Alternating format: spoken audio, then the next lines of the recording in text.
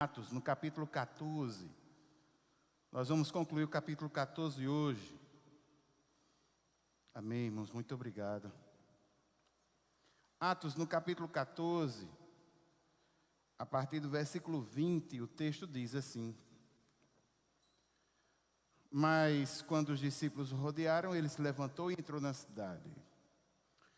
No dia seguinte, foi com Barnabé para Derbe, e tendo anunciado o evangelho naquela cidade, e feito muitos discípulos, Paulo e Barnabé voltaram para Listra, Icônio e Antioquia, fortalecendo o ânimo dos discípulos, exortando-os a permanecerem firmes na fé, e mostrando que, através de muitas tribulações, nos importa entrar no reino de Deus. E promovendo-lhes em cada igreja a eleição de presbíteros, depois de orar com jejuns, os encomendaram ao Senhor em quem haviam crido. Atravessando a Pisídia, Paulo e Barnabé se dirigiram a Panfilha, e tendo anunciado a palavra em Perge, foram para Atália, e dali navegaram para Antioquia, onde tinham sido recomendados à graça de Deus para a obra que agora tinham terminado. Quando chegaram a Antioquia, reuniram a igreja e relataram tudo o que Deus havia feito com eles, e como tinha aberto aos gentios a porta da fé, e permaneceram muito tempo com os discípulos. Amém, irmãos? Irmãos, vamos começar bem devagarzinho para que você possa entender esse texto. Em primeiro lugar, irmãos, aqui no versículo 20, capítulo 14, no versículo 20, nós nos deparamos com uma das dificuldades da leitura bíblica. Qual é a dificuldade?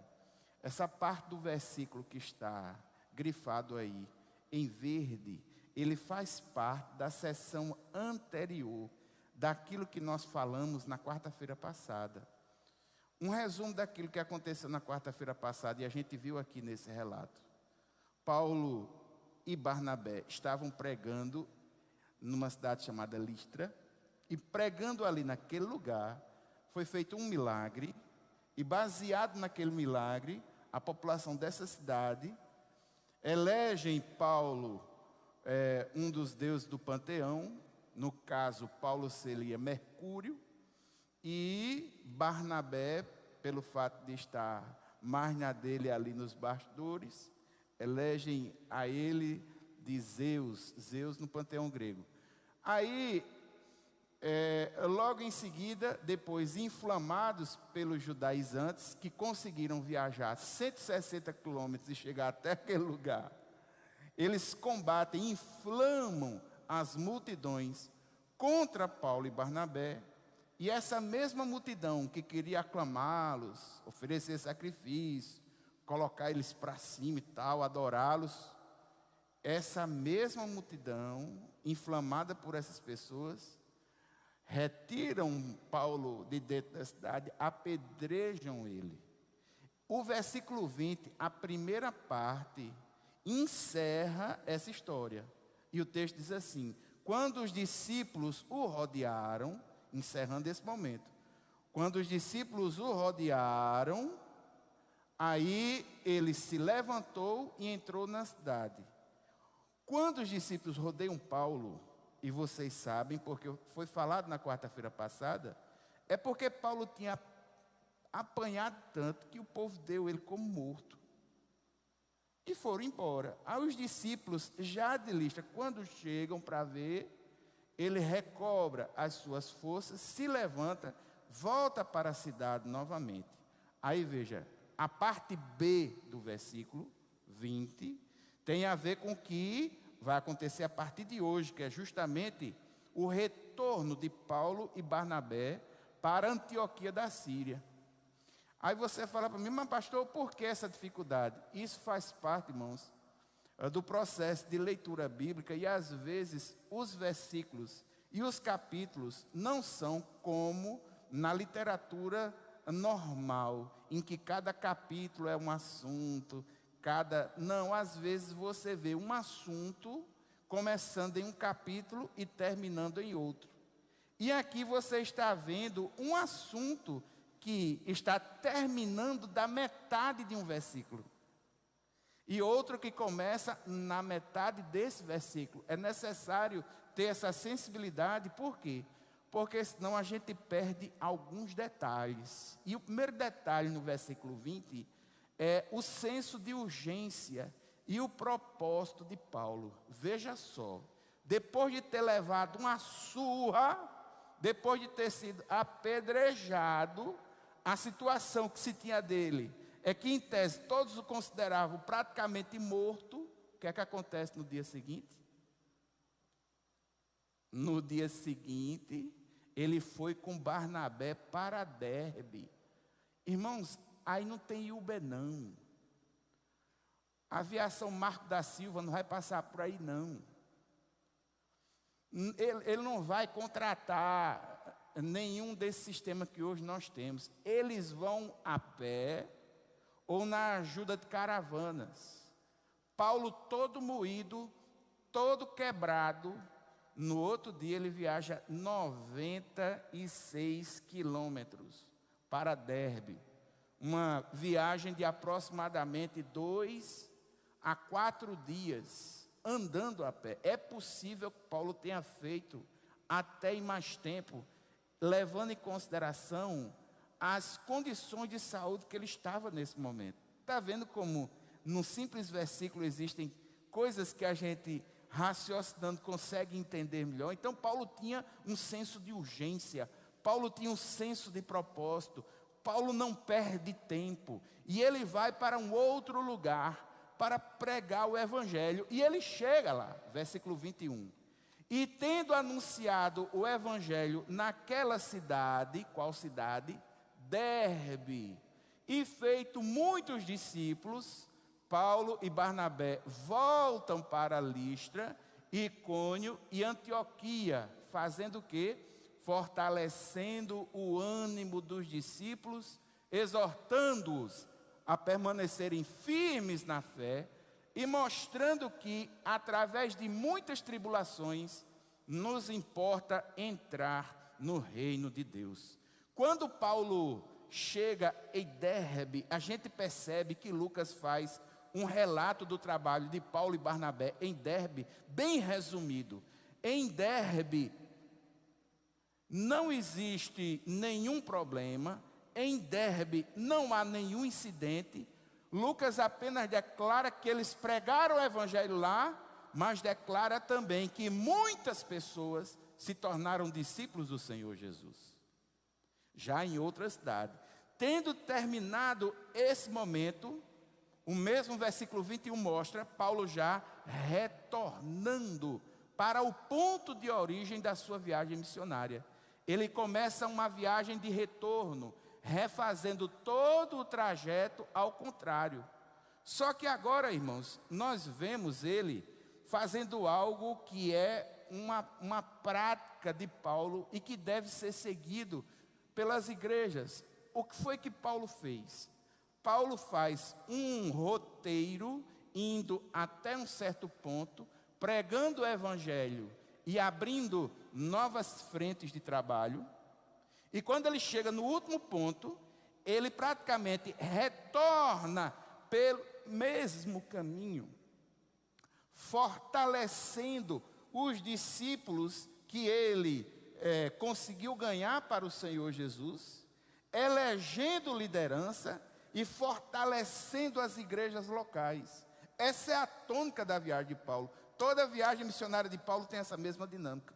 Ele faz uma ida pregando o evangelho, abrindo novas frentes, depois ele retorna fortalecendo os trabalhos que foram abertos, consolidando aquilo que havia sido estabelecido.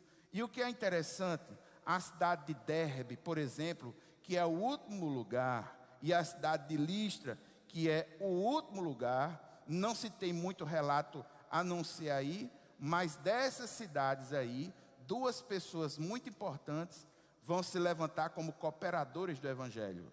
Timóteo, que haverá de se levantar como um dos grandes líderes da igreja primitiva. Timóteo era membro da igreja de Listra.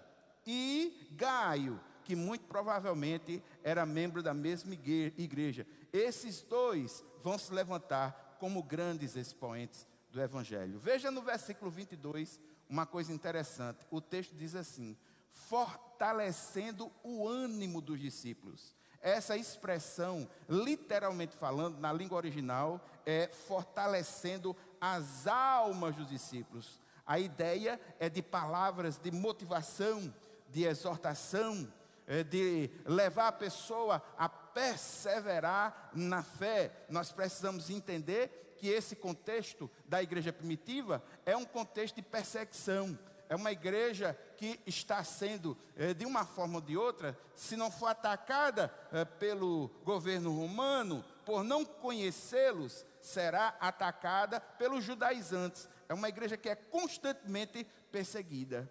E aqui Paulo volta fazendo um fortalecimento do ânimo das pessoas para enfrentarem essas dificuldades. Aqui nós temos pelo menos duas grandes coisas a pensar. Em primeiro lugar, a coragem de Paulo. Sabe por quê, irmãos?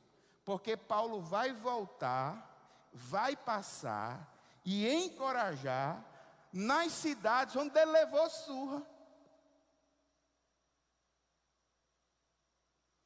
Onde ele tomou pau, ele não tem medo não, meu irmão. Ele simplesmente vai voltar para a lista onde ele foi quase morto. Em todos os lugares pelos quais ele passou, ele vai passar novamente. Ele tem a intenção de viver novamente as hostilidades das pessoas contra ele. Mas isso não impede. Ele crê na dependência do Senhor, ele confia no Senhor. Isso quebra as barreiras e lhe dá coragem a ele e a Barnabé. Segunda coisa, irmãos, que eu acho fantástico, a preocupação amorosa que Paulo tem, o cuidado pastoral com os novos convertidos. Ele poderia dar uma de evangelista itinerante, como hoje nós temos muitos pastores itinerantes, que têm milhões de seguidores na internet, mas existe uma preocupação dele em relação aos novos convertidos, que ouvem as suas mensagens, me permita a franqueza, mas não. O nosso ritmo, a nossa sociedade, o nosso jeito de ser não permite isso. Existem pessoas que passam nos lugares pregando o Evangelho, que não se importam com aquelas pessoas que tiveram um encontro real e pessoal com o Senhor Jesus. Paulo, como missionário, e Barnabé, que está junto dele, são diferentes. Eles têm preocupação, eles têm cuidado pastoral. Eles estão preocupados em que esses discípulos não se desanimem. Eles percebem que os discípulos poderiam ficar desanimados diante das perseguições. Poderiam sofrer abuso até mesmo das pessoas de sua própria cidade, dos seus compatriotas. E aqui, irmãos, uma coisa, na primeira viagem missionária de Paulo, Paulo fala o Evangelho para pessoas que não tinham conhecimento do Antigo Testamento, que não eram gentios. A igreja de Jerusalém, a igreja na Palestina, na Fenícia, na Síria, em Chipre, havia uma mescla. Quando não era um crente judeu que tinha conhecimento do Antigo Testamento e que já tinha sofrido pelo fato de ser judeu, porque o judeu é perseguido desde que a gente se entende por palavra. O judeu é perseguido desde o livro de Êxodo, praticamente. O povo judeu sabe o que é ser perseguido, mas o gentio, ele não sabe o que é perseguido. Se ele é iluminado pelo Espírito Santo do Senhor, a entender que Jesus é o seu Salvador, o crente gentio está partindo de uma fé muito diferente para a fé cristã. Sabe por quê, irmãos? Porque aqueles que adoravam as religiões de mistério e adoravam o panteão, nas outras expressões religiosas, que não era o Deus Yahvé Todo-Poderoso, a religiosidade era expressada com orgias cultuais. A liberdade e a moralidade era bem mais frouxa. E agora eles estão num padrão de moralidade distinto, diferente. Evangelho do Senhor Jesus mas trabalha com santidade. O conceito de santidade para o cristianismo é um conceito que coloca a santidade em outra conta. E o que é mais interessante, irmãos, é que em nome de Jesus, cada um de nós que tem um encontro real e verdadeiro, nós podemos entender que na nossa vida, em um dado momento, por causa de Cristo, nós podemos sofrer. Isso para quem vem de uma religião de uma moralidade muito aberta, a pergunta é muito fácil de surgir na cabeça de um novo convertido. Qual é a pergunta? Por que é que Deus não protege o seu próprio povo diante das adversidades? Se você faz essa pergunta para um judeu, ele já sabia que as adversidades, as perseguições fizeram do povo judeu um povo forte. É como o milkshake, que quanto mais bate, melhor ele fica. Mas um gentil não. Um gentil adora o panteão, um Deus lá no orgia cultural, a bebedeira tal, e agora ele parte para uma moralidade distinta, com um padrão de santificação mais alto, e sofrendo perseguição. Qual é a pergunta que o novo convertido pode fazer? Oxe, esse Deus não protege o seu povo? Por quê? Porque Poseidon protege as pessoas que vão para o mar. Hades vai proteger aqueles que vão para o subterrâneo. Zeus vai proteger aqueles que estão em outra... E Deus não vai proteger. Então, na cabeça do novo convertido, essa preocupação é uma preocupação justa. Em que sentido? É necessário que alguém com maturidade cristã e com vida vá lá explicar a ele o que de fato é seguir ao Senhor. E Paulo tem essa preocupação. Paulo tem essa preocupação. Para manter o seu povo firme na fé, Paulo retorna. Os verdadeiros cristãos são aqueles que têm uma conversão de fé forte. Andar com Cristo, irmãos, não é fácil. Andar com Cristo não é um mar de rosas. E muitas vezes, inclusive, as coisas podem até mesmo piorar. E eu vou dizer uma verdade que vai lhe confrontar. Se você tem andado em algum tipo de expressão religiosa, que as pessoas chegam para você e dizem assim: pare de sofrer, Jesus chegou. Isso é esquizofrênico. O sofrimento faz parte da vida. Não existe desenvolvimento emocional sem sofrimento. Não existe desenvolvimento físico sem sofrimento. Nenhum tipo de desenvolvimento existe sem sofrimento. O sofrimento faz parte da vida. Agora, como você se comporta em relação a ele? É o X da questão. Irmãos, essa palavra sobre o sofrimento é uma palavra tão importante que no mês de janeiro eu vou destinar uma quarta-feira só para falar sobre isso. Uma quarta-feira só para falar, é uma palavra pastoral mesmo, bem diferente, só sobre a questão do sofrimento, porque é recorrente, é importante, é um ponto fundamental. Não é à toa que livros como Jó, que livros como Abacuque, que a vida de Jesus, não é à toa que esse tipo de conhecimento é recorrente, é falado e precisa ser falado nas igrejas, porque o sofrimento faz parte da nossa vida. O sofrimento faz parte do dia a dia. O mundo não é um mar de rosas, mas nós precisamos ter uma convicção no nosso coração. A convicção de ter encontrado Jesus, a convicção de ter encontrado o sentido da vida, precisa ser forte o suficiente para que nós possamos enfrentar as barreiras, as dificuldades. Graças a Deus, nos momentos de sofrimento, é do Senhor que vem a nossa força. Aí, irmãos, Paulo passa fortalecendo o interior das pessoas, dando ânimo, porque eles já começam a ser perseguidos. E Paulo reforça a alma deles, mas não reforça só a alma não. Paulo passa fortalecendo a alma deles e passa fortalecendo a equipe. Olha a coisa linda, formação de liderança. E promovendo-lhes em cada igreja a eleição de presbíteros. Depois de orar com Jesus, os encomendaram ao Senhor em quem haviam crido. O fortalecimento de Paulo não é só emocional, interior e espiritual. O fortalecimento de Paulo também é na equipe. Ele passa consolidando as lideranças de cada trabalho que foi aberto. Olha que estratégia fantástica. Essa viagem é uma viagem de fortalecimento, de consolidação. Paulo e Barnabé fortalecem o ânimo, mas Paulo e Barnabé também fortalecem a equipe, estabelecem a necessária liderança para que a igreja possa perpetuar na sua missão. Nesse versículo 23 aí, eu já quero destacar 3 coisas. Em primeiro lugar, o verbo que aí foi colocado como conjunção substantiva, a eleição de presbíteros. O verbo que na língua original é utilizado, dá o sentido de algo que é aprovado, erguendo uma das mãos em uma condição congregacional. Ou seja, essa eleição teve uma participação ativa dos membros da comunidade de fé. Não foi uma coisa que foi unicamente escolhida por Paulo e Barnabé.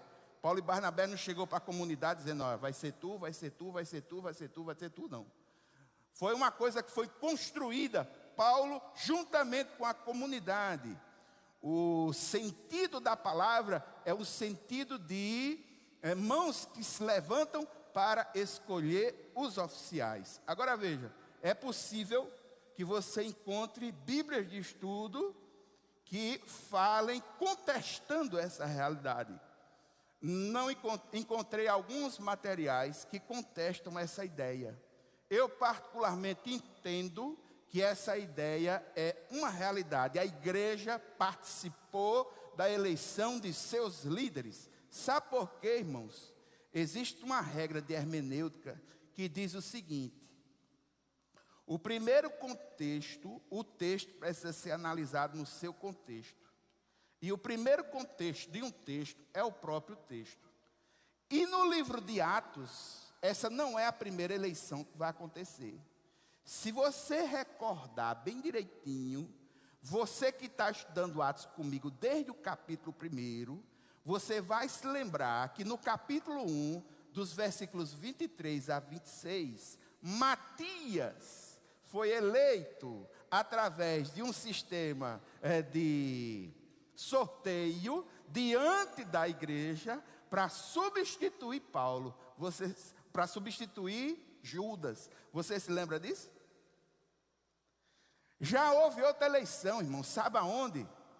No livro de Atos, no capítulo 6, os diáconos da igreja primitiva em Jerusalém foram eleitos pela comunidade. E o próprio Paulo diz: escolham dentre vocês homens cheios do Espírito Santo, de fé e de reputação. E foram escolhidos 7 pessoas cujos nomes dão a entender que eram crentes de fortíssima influência gentílica, de fortíssima influência helênica.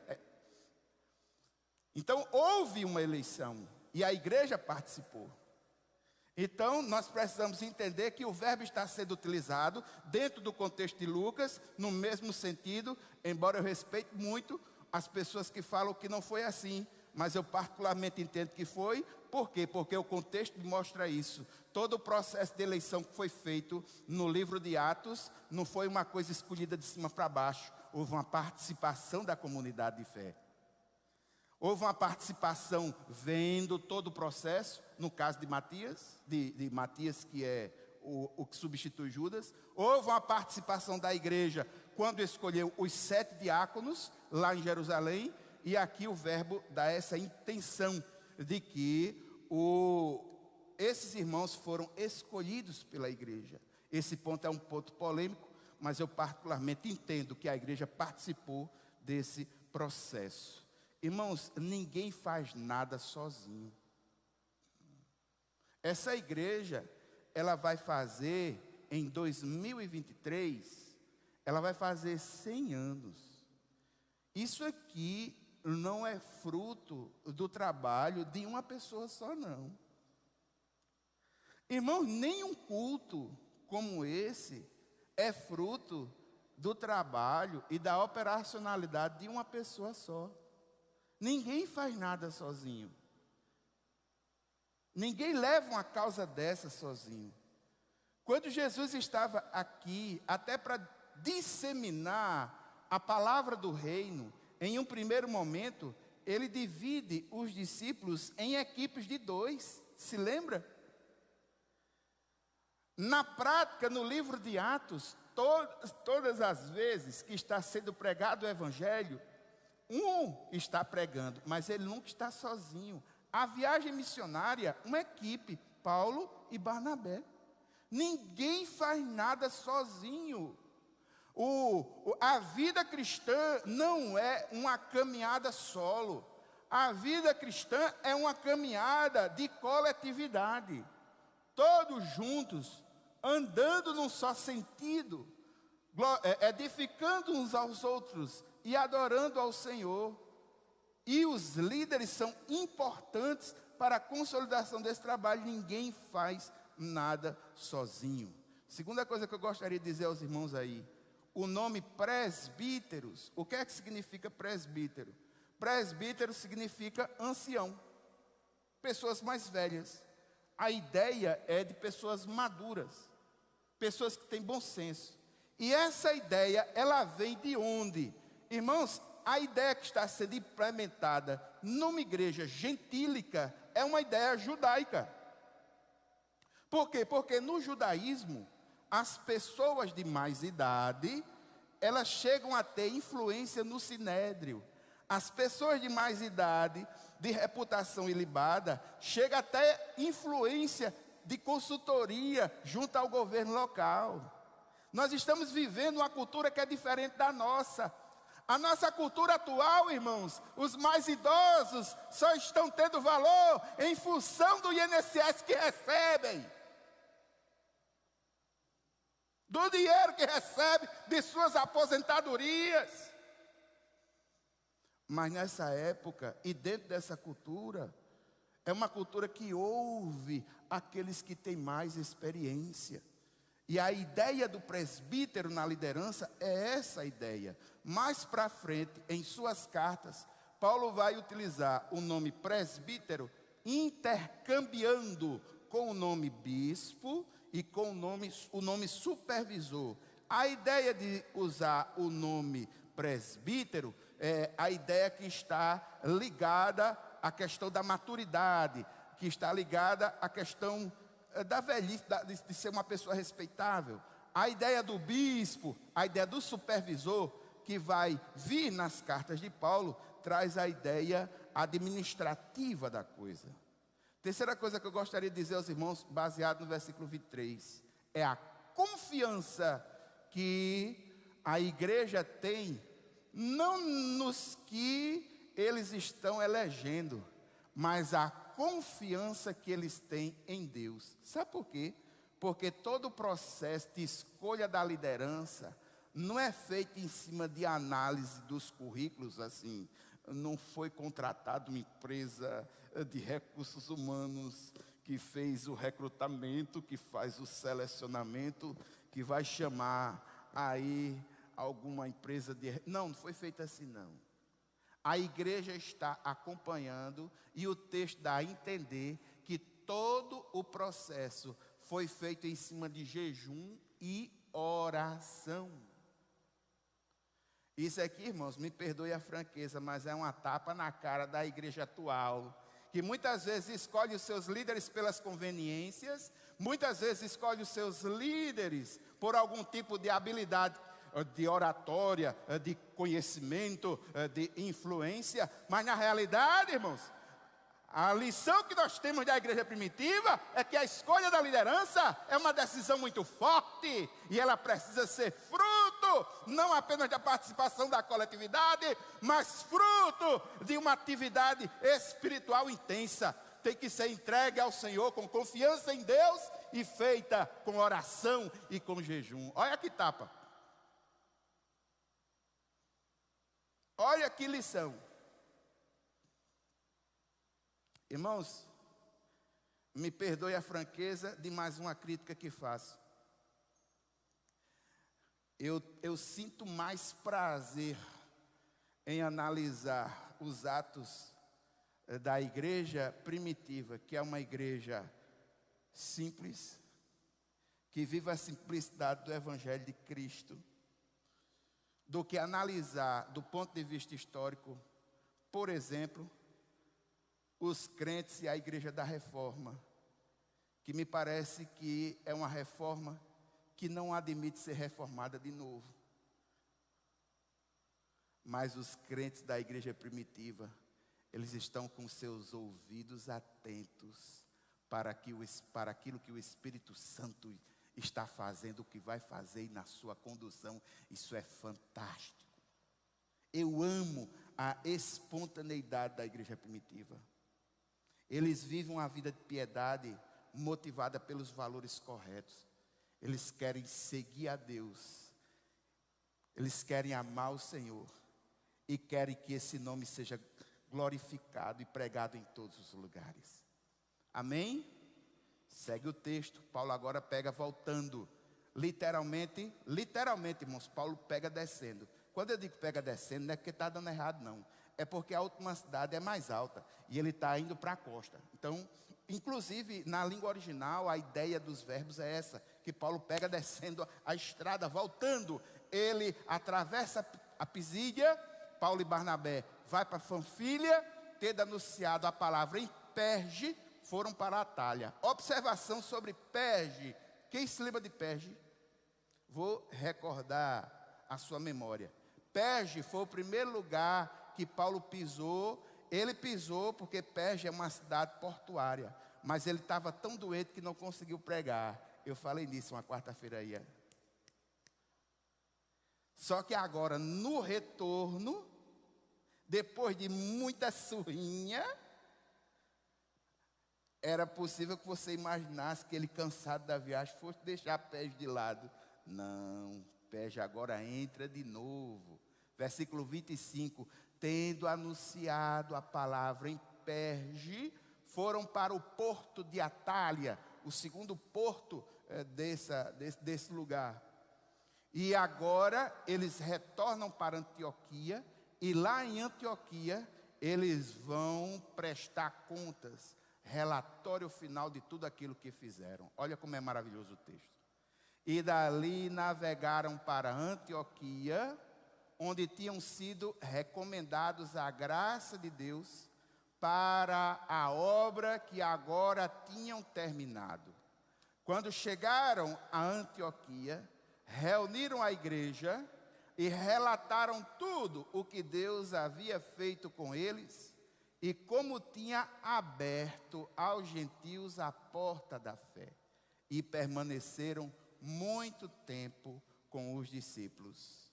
No final do versículo 14, Paulo conclui aquilo que os teólogos chamam de primeira viagem missionária. A primeira viagem missionária conclui-se agora, quando ele retorna para Antioquia da Síria, que foi o lugar que comissionou e enviou Paulo e Barnabé. Eles retornam.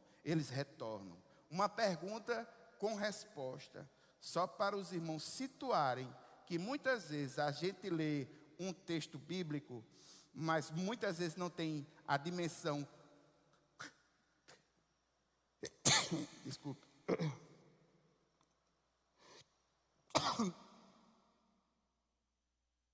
É porque eu acho que está um pouquinho frio. Mas deixe frio mesmo, irmão, porque hoje o dia foi quente demais, me perdoe. A gente vive um quente lá fora e depois entra nos lugares que o ar-condicionado é bem. Eu vejo a hora em determinado momento desse, você faz assim, quebrar todinho. A diferença térmica. Vai passar aqui, vai passar. Não, água não. Obrigado, muito obrigado. Aí veja só que coisa linda. Só para você ter uma ideia. Pastor, a primeira viagem missionária começa no capítulo 13 e vai até o capítulo 14, lá no finalzinho. Quanto tempo toda essa viagem de Paulo durou? os estudiosos dizem que durou 2 anos. 2 anos. Quando a gente lê a Bíblia, a gente tem ideia de que isso é ligeiro, é rápido. Mas quando você coloca isso no tempo e vai analisar com outras questões extra-bíblicas para confirmar certas datas, você percebe que o tempo é um pouco maior. Agora, por que o tempo foi um pouco maior? Irmãos, é porque Paulo, quando chega nesses lugares para pregar, ele prega o evangelho. O texto mostra como se ele fizesse isso uma vez só, mas na realidade ele prega e continua pregando, e vai fazendo discípulos, vai interagindo com as pessoas. Não se faz discípulos sem interagir, percebe? Não é uma pregação de uma pessoa que cria, formatou os discípulos. Não, não é assim não, irmãos. O discípulo de verdade tem um acompanhamento inicial. Em alguns momentos, Paulo vai chegar a passar até mesmo 2 anos, como é o caso de Éfeso. E ele passa naquele lugar. Não é automático, a gente pensa que a viagem de Paulo é pam, e 2 semanas, 15 dias resolveu. Não, 2 anos. E os estudiosos dizem que sabe quanto tempo Paulo vai ficar aí em Antioquia? Aproximadamente 1 ano. E o que é que Paulo faz? Paulo faz o que todo missionário faz. Ele reúne a igreja que lhe comissionou e que estava no outro lado das cordas intercedendo por esse trabalho. Os membros da igreja de Antioquia da Síria estavam cientes dessas dificuldades, dos perigos, porque todo mundo sabia que a Antioquia da Pisídia era um lugar que tinha a incidência de muitas pessoas, muitos malfeitores, era um lugar perigoso. E Paulo passa por todos esses lugares, a igreja intercedendo por ele. Ele reúne a igreja e o texto coloca igreja no singular. Perceba no versículo 27. Quando chegaram a Antioquia, reuniram a igreja. Lucas está ressaltando que a igreja em Antioquia está em unidade. A igreja primitiva é única. Nesse momento ela está em forte unidade. Paulo diz que eles relataram, na língua original, o verbo que é utilizado para relatar é imperfeito. A construção da ideia de que isso não foi resolvido numa reunião só não. A construção na língua original dá a ideia de que foi necessário mais outras reuniões para que Paulo pudesse falar. O texto é uma espécie de resumo de todo um quadro, de toda uma situação. Paulo vai passar aí quase 1 ano. E ele vai falando de tudo aquilo que acontecia. E a coisa mais interessante e mais importante que Paulo leva, além do sucesso da obra missionária, não por causa dele, mas o Espírito Santo do Senhor, que os elegeu, que comissionou, que acompanhou, que guardou, que orientou, que trouxe de volta. Esse Espírito trabalha, abrindo a porta para que os gentios conheçam a fé em Cristo Jesus. A porta foi aberta. Essa expressão, porta aberta, é uma expressão que Paulo gosta muito de usar. Junto com cristãos judeus, cristãos samaritanos, agora essas comunidades gentílicas, nitidamente gentílicas, formam uma unidade que nós podemos entender que é a maravilhosa família de Deus na terra se formando em Cristo Jesus. No final, o versículo 28 diz: permaneceram Paulo e Barnabé muito tempo com os discípulos. Entendem os estudiosos que eles ficaram aí aproximadamente 1 ano, até a próxima empreitada missionária, que será a 2ª viagem missionária de Paulo. A base é a mesma, Antioquia da Síria. E Antioquia vai enviar Paulo e Barnabé para uma 2ª viagem maior, mais extensa e com bem mais eventos. Gostaria de ressaltar algumas verdades espirituais desse pequeno texto, que você leu comigo hoje. Em primeiro lugar, irmãos, a atenção especial aos novos crentes que Paulo e Barnabé demonstraram. É digno de nota, é digno de inspiração.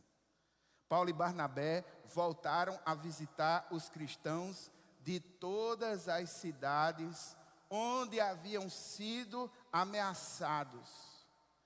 Paulo visitou os cristãos novos convertidos de cidades até onde ele foi agredido fisicamente. Esses homens, Paulo e Barnabé, eles enfrentam tudo isso, porque eles entendiam que tinham uma responsabilidade pastoral de encorajar os novos cristãos. Irmãos, grande lição para nós. Não importa o inconveniente ou o incômodo que muitas vezes uma tarefa possa parecer, como no caso aí de Paulo, foi muito forte. Paulo está passando em lugares aonde ele pode novamente ser perseguido por um judaizante, ser apedrejado e levar uma surra. Mas ele enfrenta tudo isso para quê? Para encorajar um novo convertido a que não saia do caminho. Encorajar um novo convertido a que permaneça na fé. Irmãos, nós precisamos nos lembrar que a crucificação que Jesus suportou por nós na cruz do Calvário não foi confortável, não. E muitas vezes nós precisamos nos esforçar, quebrar nossas barreiras para fortalecer aqueles que são mais fracos na fé.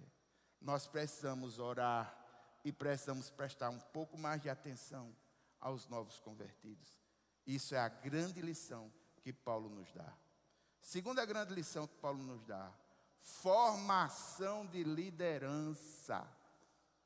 Paulo, quando passa fortalecendo as igrejas que ele abre, ele fortalece interiormente os novos convertidos, mas ele passa estabelecendo uma liderança local.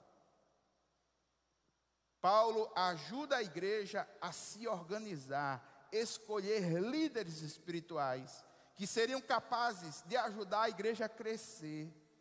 Irmãos, a igreja só vai crescer adequadamente sob a liderança de líderes guiados pelo Espírito Santo. E essa é uma grande incumbência para nós, e vamos fazer isso hoje. Nós precisamos orar, irmãos, pela liderança da nossa igreja. E eu gostaria de falar para você uma palavra de ânimo nesse sentido. Se Deus tem escolhido, tem levantado você para estar à frente de algum ministério, para estar à frente de algum pequeno grupo, de algum PGM, ou a participação qualquer que seja, aceite com humildade e se posicione como servo. E faça as coisas dependendo da ação do Espírito Santo de Deus em sua vida. É Deus quem faz a obra através de você. E se a obra for feita e der certo, não foi por causa da tua virtude de liderança, mas foi por causa da ação do Espírito Santo de Deus em tua vida. Nós começamos e passamos hoje no louvor por um texto que fala que Jesus é a videira. Se não me falha a memória, é João 15. Eu sou a videira, vocês são os ramos.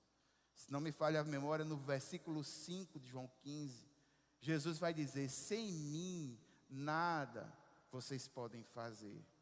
Que como líderes levantados pelo Senhor para causas específicas, que nós possamos trabalhar para o Senhor com as motivações corretas. Que a glória seja do Senhor e que a igreja seja edificada. Amém? Outra coisa, a questão de liderança na igreja é uma questão espiritual. Não pode ser negligenciado esse aspecto. Perceba que no versículo 23, quando fala sobre liderança, lá diz que eles oraram, jejuaram e entregaram os líderes à graça do Senhor. Veja, irmãos, a importância que tem de jejuar, de orar, para tomar decisões importantes, sobretudo decisões que afetam outras vidas, que afetam outras pessoas. Terceira grande lição que esse pequeno texto nos dá: prestação de contas.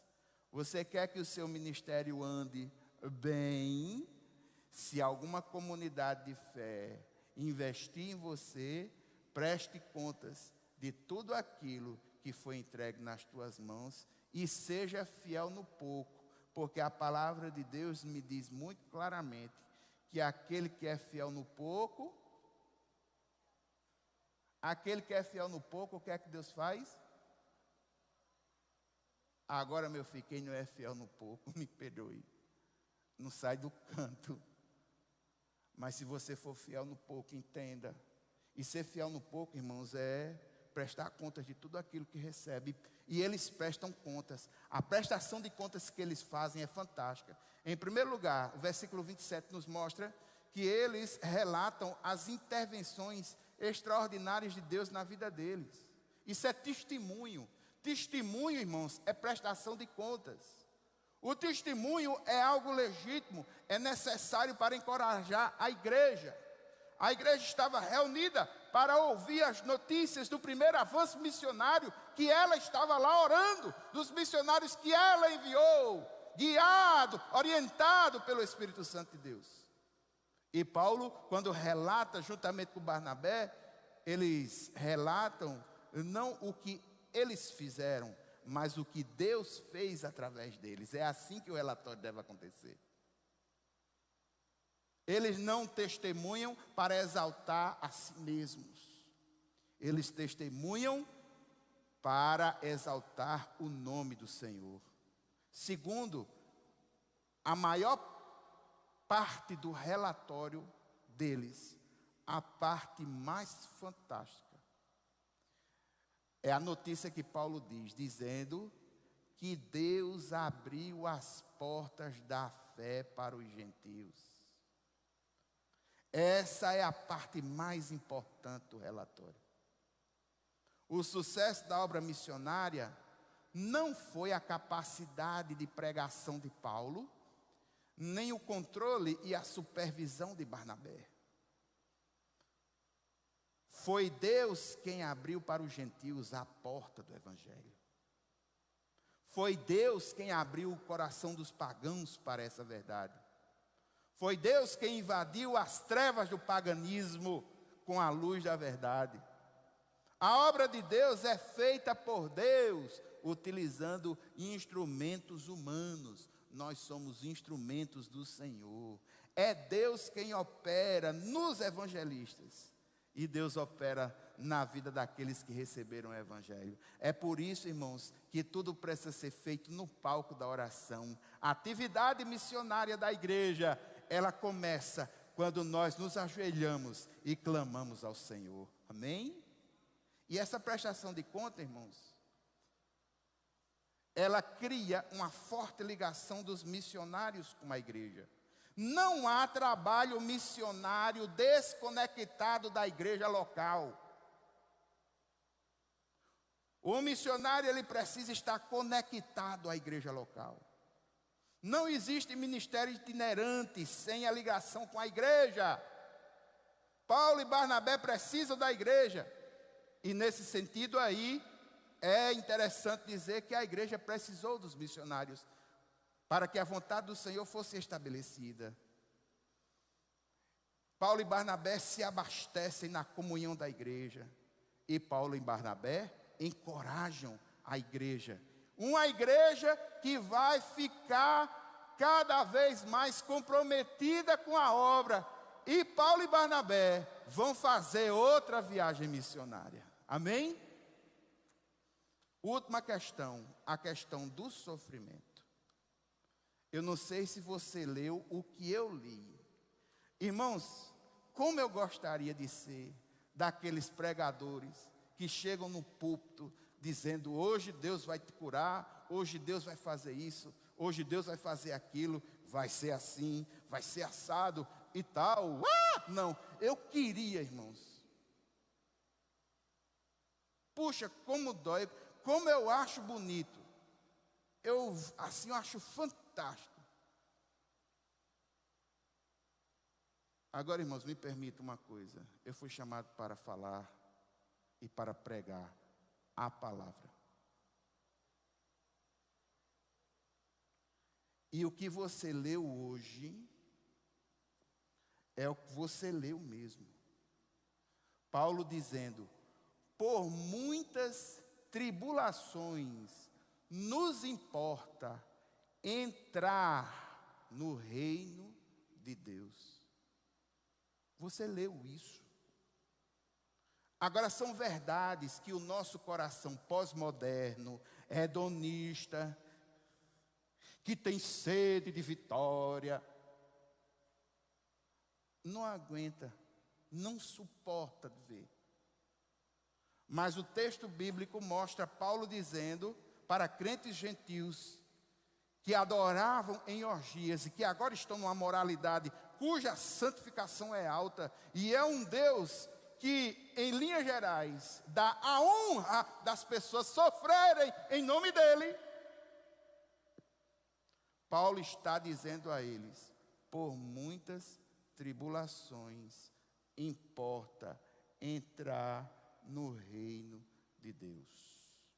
Haverá sofrimentos em nosso caminho até o céu, e serão muitos, e é assim mesmo que deve ser. A porta do céu, ela é estreita. Eu não sei se você já ouviu falar disso. E eu particularmente também entendo que ela é baixinha. Tem que se baixar e humilhar, meu irmão.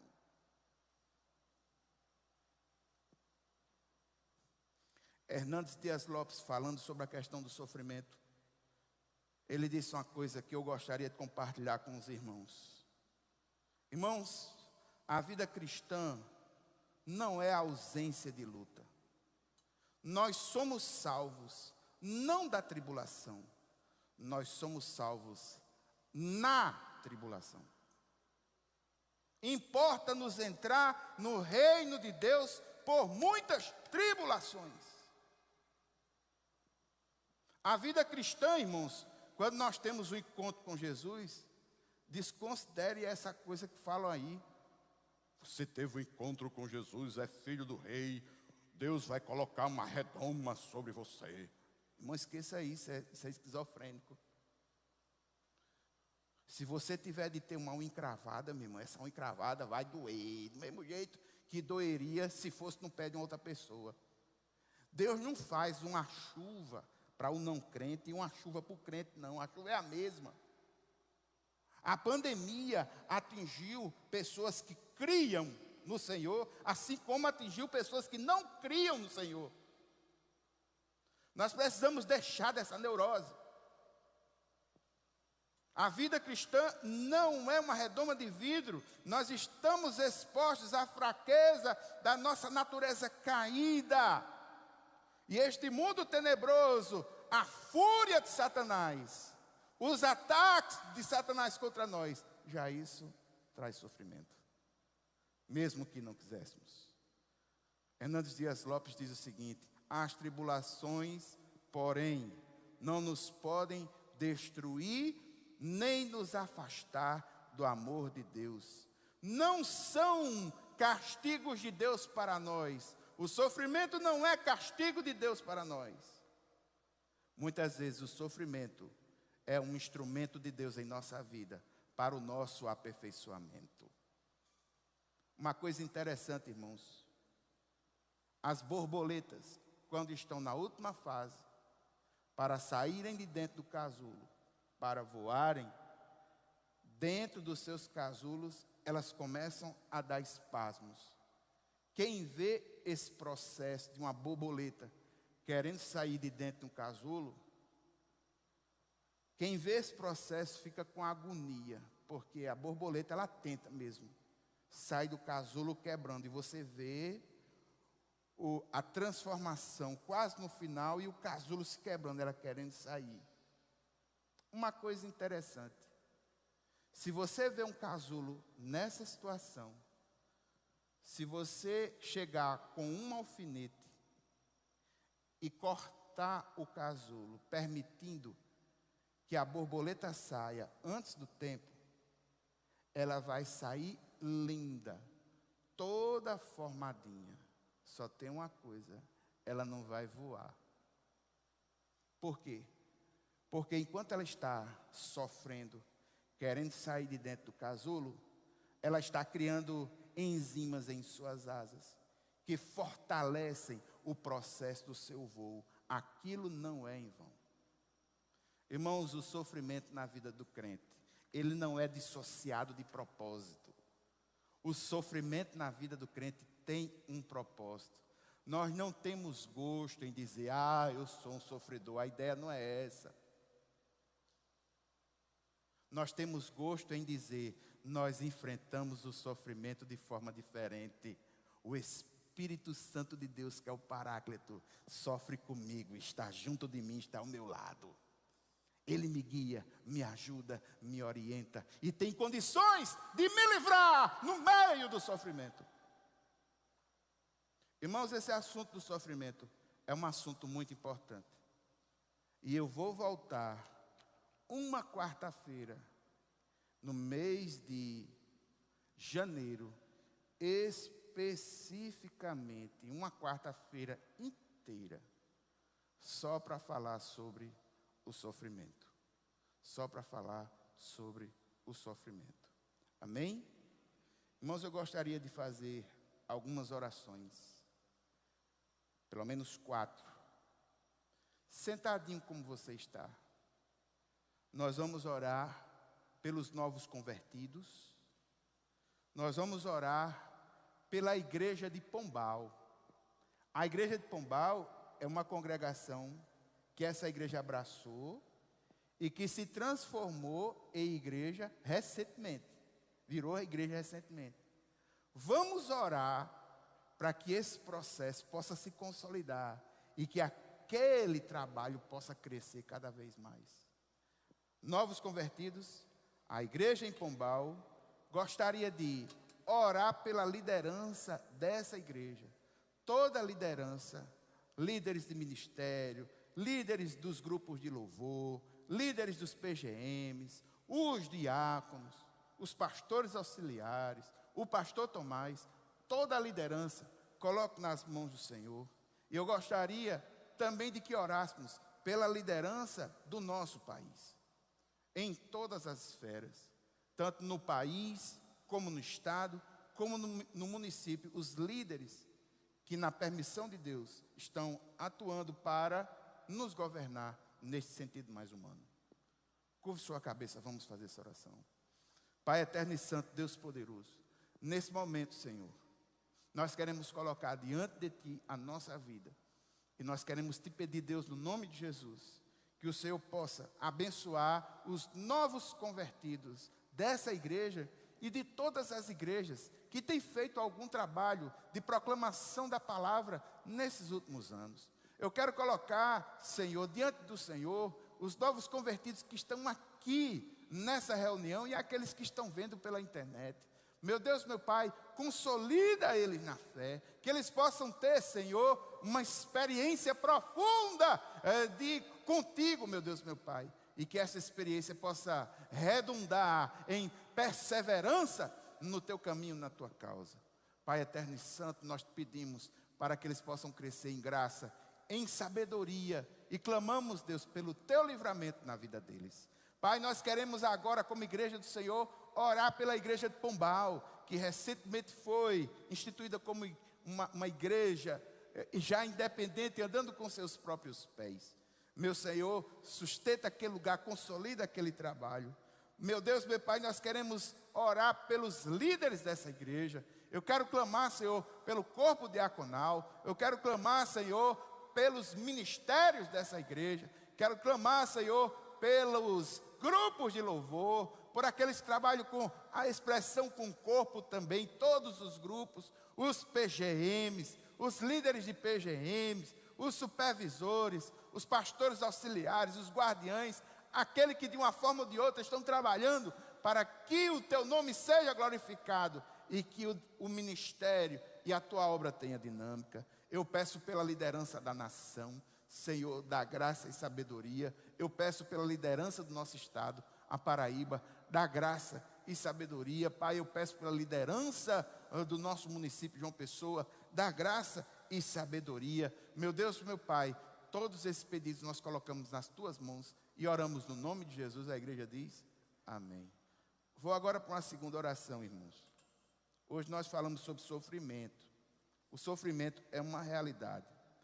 Quando eu falo sobre sofrimento, entenda, eu não falo sobre uma ótica de alguém que gosta de sofrer. Ah, eu gosto de sofrer, traga uma injeção para eu dar na minha testa. Não, o conceito não é esse. Quando eu falo sobre o sofrimento, é porque nós precisamos ter uma visão realista dessa coisa que faz parte da nossa vida. E muitas vezes, irmãos, muitos de nós sofremos e vivemos hoje em um estilo de vida que é muito fácil uma pessoa entrar e sair em um culto como esse, com alguma coisa que está no seu coração, com amargo, alguma causa, alguma coisa, e simplesmente entrar e sair, e a gente não dividir, não conhecer, porque nós vivemos um tempo diferenciado, nós vivemos uma sociedade diferenciada, nós estamos vivendo outros momentos, modernidade líquida, menos comprometimento uns com os outros, muita coisa para fazer e pouco tempo para fazer as coisas. A ideia que eu tenho é que o relógio parece estar andando mais ligeiro. Um dia desse, eu tinha 20 anos de idade, eu já tenho 50. Um dia desse, meus cabelos estavam bem pretinhos. Hoje em dia, é possível que mais tarde ou mais comece o processo de... os meus cabelos começam a ser arrebatados, que não os cabelos do pastor Tomás, né? Graças a Deus que eu ainda tenho, né? Tem outros que já começou um processo de arrebatamento, né? Vai encontrar com os cabelos lá no céu, irmão, fique feliz. Você vai encontrar a sua cabeleira lá no céu. Mas o fato é, irmãos, o sofrimento dói. O sofrimento dói. A gente não pode negar a existência dele e não pode negar os seus efeitos. Sofrer não é bom, dói. E eu gostaria de saber, irmão, se existe alguém nesse culto, nessa noite, aqui nesse lugar, que está passando por algum tipo de sofrimento em sua vida. Pode ser no âmbito familiar, às vezes na questão financeira, às vezes uma porta de emprego, às vezes uma causa na justiça, que a justiça vai procrastinando e a gente está vivendo um tempo muito difícil em relação a isso. Às vezes um problema que você não sabe como resolver e precisa da sabedoria do Senhor, precisa de uma porta aberta. Eu gostaria de pedir a você, em nome de Jesus, que no lugar aonde você está, se você quiser, fique em pé para que nós pudéssemos orar por você, aonde você está. Amém, irmãos, amém. Amém, louvado seja o nome do Senhor. Amém, amém, amém. Louvado seja o nome do Senhor. Veja só, existem irmãos que estão conosco aqui neste lugar, que estão passando por algum tipo de sofrimento em seus corações. Paulo passou em lugares, exortando os irmãos a permanecerem firmes na fé. A minha palavra pastoral para vocês, neste sentido é, permaneçam firmes na fé, mas dia ou menos dia, o Senhor haverá de abrir a porta. Enquanto não, permaneça, insiste, persevere. A maior prova de fé é perseverar. Persevere no Senhor, mas dia ou menos dia haverá de ocorrer. Eu gostaria de pedir aos irmãos que estão sentados, que olhassem para esses irmãos e que estendessem as mãos para eles, para que nós pudéssemos abençoá-los. Pai eterno e santo, Deus poderoso, nesse momento, Senhor, esses irmãos que se levantaram, de alguma forma ou em alguma causa, estão com algum tipo de sofrimento, que faz com que, Senhor, eles se entristeçam no sentido de que não conseguem enxergar por si mesmos solução que partam deles. Mas agora chegamos num ponto maravilhoso, é o entendimento que é o Senhor na vida deles. E nós queremos te pedir, Deus, no nome de Jesus, que o Senhor os ajude, que as portas que eles precisam ser abertas, que sejam abertas pelo Senhor. Os problemas que estão travados, se é questão de saúde, meu Deus, meu Pai, entra com provisão e cura, utilizando o instrumento que o Senhor entender que seja. Nós cremos que pode curar agora, porque o Teu Santo Espírito está neste lugar. Mas se o Senhor levantar uma outra forma, que seja como o Senhor quiser. O Senhor é que é soberano, estabelece os meios. Nós estamos aqui só para Te louvar e para Te glorificar. Pai eterno, todas essas causas representadas por esses irmãos que estão em pé, eu não conheço, o Senhor conhece todas elas. Nós colocamos diante do Senhor e descansamos o nosso coração no nome de Jesus. Toda e qualquer sorte de ansiedade caia por terra no nome de Jesus. Esse problema foi entregue e o Senhor haverá de dar a solução. Pai eterno e santo, Deus verdadeiro, que o Teu Santo Espírito venha como um bálsamo, trazendo alívio à alma de cada um. Pai eterno e santo, nós oramos no nome de Jesus. E a igreja, em unanimidade, ela diz, amém. Vamos ficar todo mundo em pé, irmãos, vamos encerrar com oração. Pai eterno, Deus poderoso, muito obrigado, Senhor. Muitas vezes nós passamos por momentos difíceis, mas o Senhor abre uma porta. A porta da salvação foi aberta para os gentios. Que portas sejam abertas para nós também. Senhor, abre porta de salvação para aqueles da nossa família que ainda não tiveram um encontro real e pessoal contigo. Meu Deus, meu Pai, abre portas de solução para muitos de nós que às vezes temos dificuldade na casa do Senhor até de se concentrar no Senhor, porque o nosso coração está totalmente envolvido com os problemas. Meu Deus, meu Pai, Tu és a nossa porta. E nós Te louvamos e bendizemos pela oportunidade e capacidade que o Senhor nos dá de entregar a nossa vida a Ti. Pai eterno e santo, nos protege. Pai eterno e santo, nos concede a armadura espiritual para enfrentar as batalhas. Nos leva em paz para casa. Nos dá uma noite de sono restauradora. Amanhã, quando as Tuas misericórdias se renovarem, que as nossas forças estejam renovadas também. Nós oramos no nome de Jesus. A igreja diz amém. A graça do Senhor Jesus Cristo, o amor de Deus, a comunhão e as consolações do Espírito Santo seja sobre cada um de nós, hoje e sempre. Amém, amém. Gente, graça e paz. Deus abençoe você.